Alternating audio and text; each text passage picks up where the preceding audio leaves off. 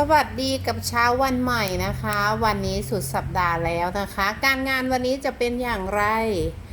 การงานวันนี้สำหรับเจ้าของกิจการนะคะเสมอตัวนะคะรายรับรายจ่ายนะคะถือว่านิ่งแหละเนาะ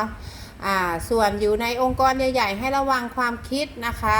อย่าคิดมากแล้วก็อย่าแบ่งฝักแบ่งฝ่ายถ้าที่ทำงานมี2ฝัก2ฝ่ายเราอยู่ตรงกลางนะคะหลีกเลี่ยงปัญหานะคะวันนี้นะคะทุกอย่างนิ่งสงบนะคะการงานวันนี้นะคะทำงานอย่างมีสติและสมาธินะจ๊ะทุกคนนะการเงินกับดีนะคะทุกคนมีโอกาสได้เงินนะคะได้เงินจากหลายทิศทางคุณเป็นคนที่มีวาจาเป็นทรัพย์วันนี้วาจาทำให้คุณได้เงินนะคะการเจรจาต่อรองนะคะการเงินสำเร็จค่ะมาดูเรื่องความรักกันบ้างความรักวันนี้โอ้โหสุขสดใสสุขแห่งวันที่มีความสุขจริงนะคะสำหรับหนุ่มโสดสาวโสดวันนี้มีโอกาสเจอรักต่างวัยต่างถิ่นต่างแดนนะคะรักออนไลน์รักทางไกลเด่นนะคะมีโอกาสจะได้ไปเที่ยวกับคนในครอบครัวด้วยนะคะมีความสุขมากความรักเบ่งบานเนาะความรักสดใสความรักเบ่งบานหนุ่มโสดสาวโสดจะได้เจอคนที่ถูกใจในระหว่างการเดินทางส่วนมีคนมีคู่แล้วนะคะความรักเบ่งบานมากมีความสุขอาจจะได้เบบีนะคะมาดูเรื่องโชคลาภเด่นมากๆเลยนะคะ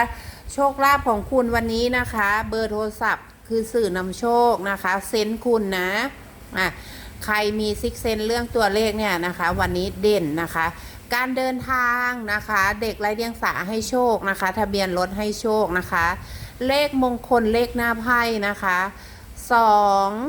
1แล้วก็19ติด4และ7ไว้ด้วยนะคะมาดูเรื่องการทำบุญวันนี้ทำบุญด้วยการงานบวชงานบุญหรือถวายผ้าไตรจีวรหรือว่าทำบุญกับเด็กไร้เดียงสานะคะ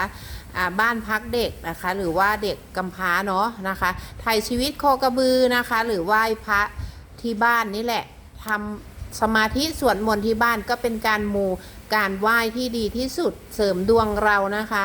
สีนำโชคของคุณวันนี้สีขาวสีแดงแล้วก็สีส้มนะคะเด่นมากๆเลยเหลืองยังได้เลยนะคะวันนี้เสริมมงคลของคุณนะคะวันนี้เป็นวันที่ดีของทุกคนจริงๆนะคะเป็นวันที่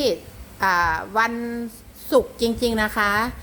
มีความสุขมากการงานนิ่งๆแต่ว่าการเงินกับความรักเด่นมากแล้วก็โชคลาภนี่ปังสุดนะคะขอให้ทุกท่านโชคดีมีความสุขตลอดทั้งวันแล้วก็มีโชคมีลาภขอให้เงินเข้ามือนะคะ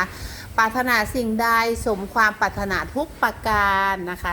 แฮปปี้นะคะวันศุกร์นะคะ